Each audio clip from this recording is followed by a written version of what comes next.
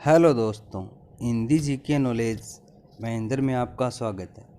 आज हम पढ़ेंगे राजस्थान के भौतिक प्रदेश में मरुस्थल। हमने पढ़ लिया था मरुस्थल की उत्पत्ति, मरुस्थल का विस्तार।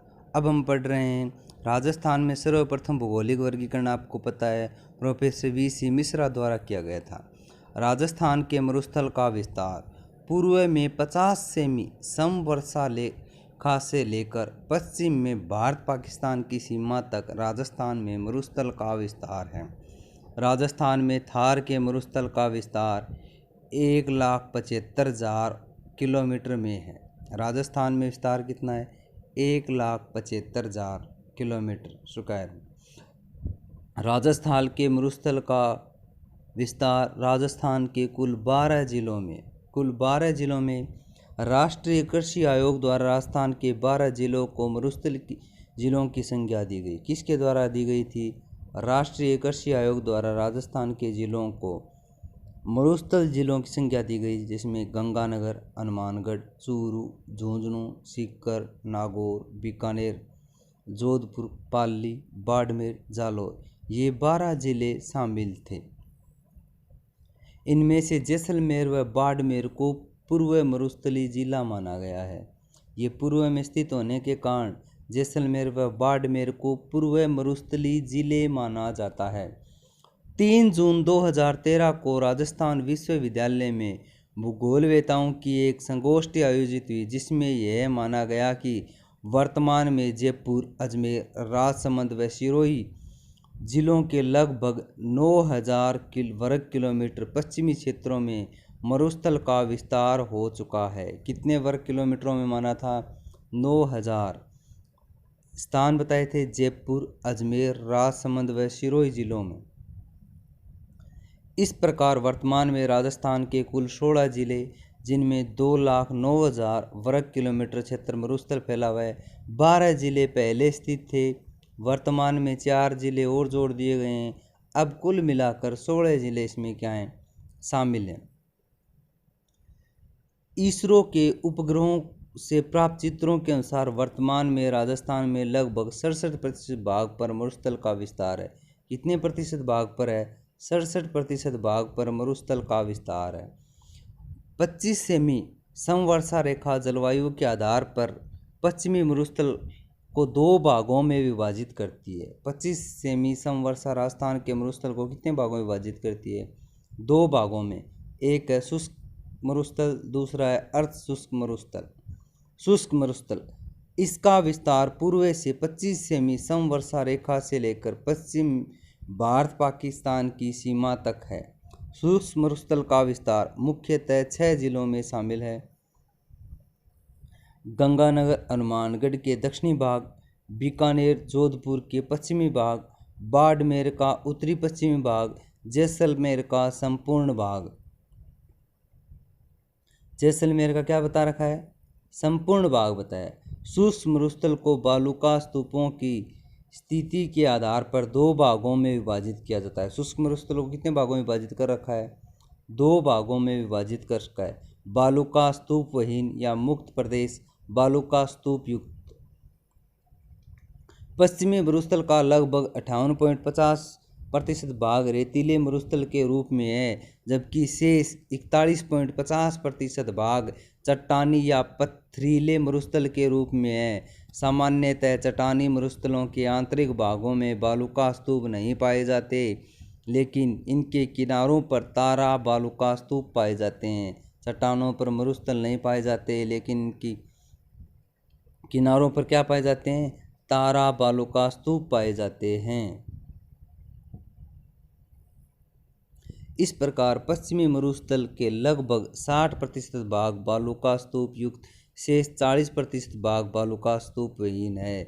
60% युक्त, 40% स्तूप विहीन है।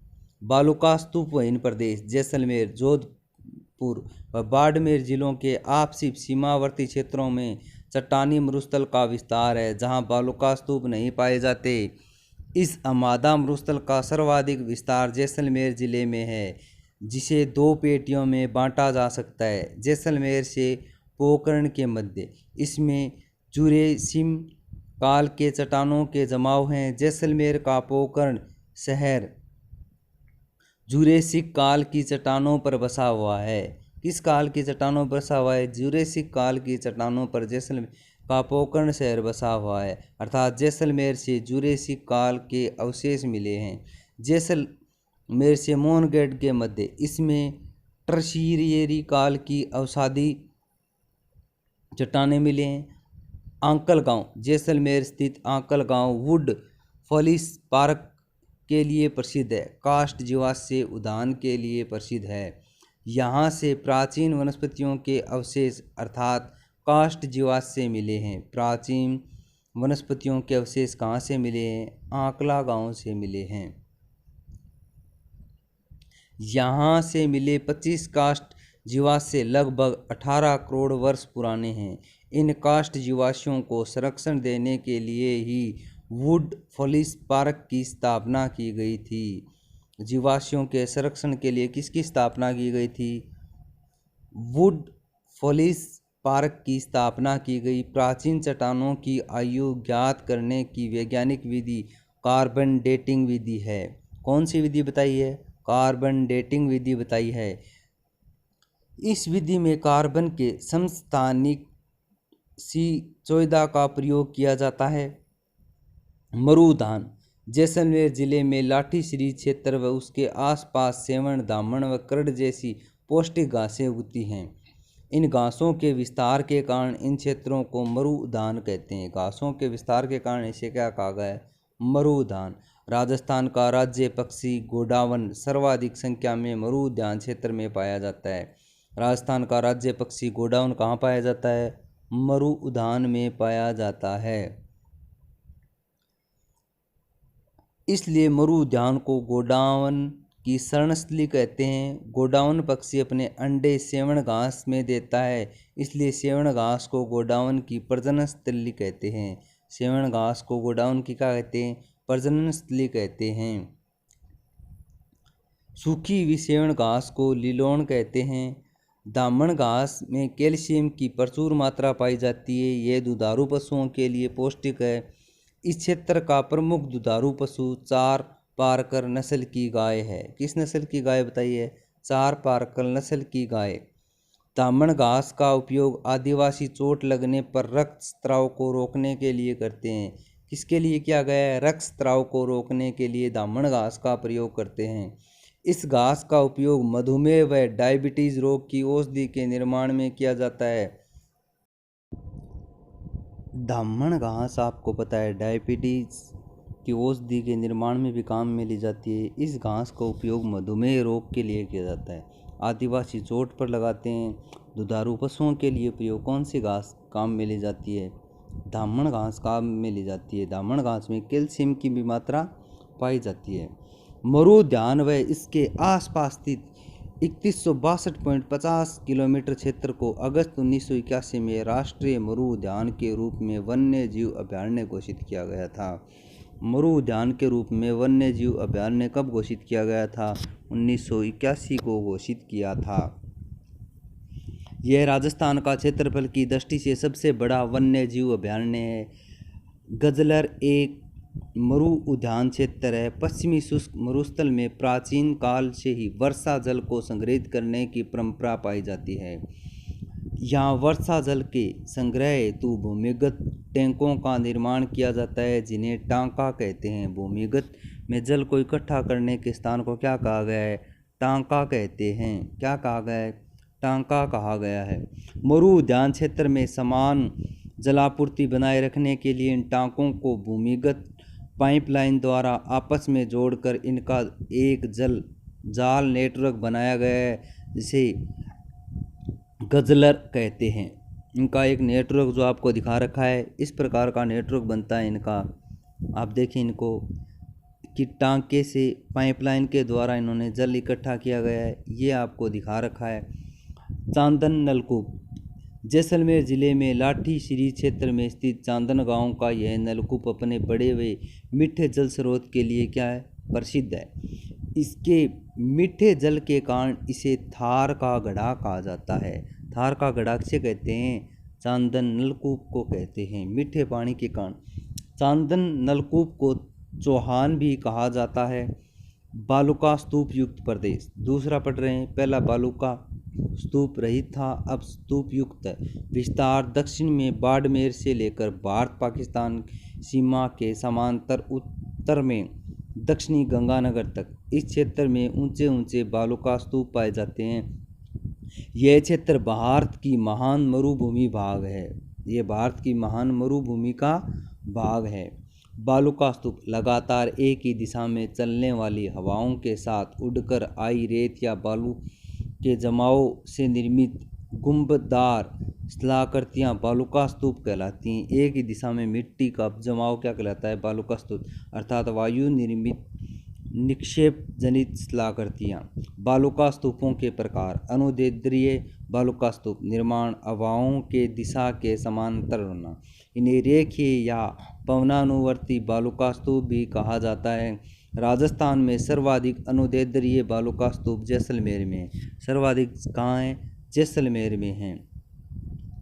अनुप्रस्थ बालुका स्तूप निर्माण हवाओं की दिशा के समकोण पर होता है। इन्हें अवरोधी बालुका स्तूप भी कहा जाता है।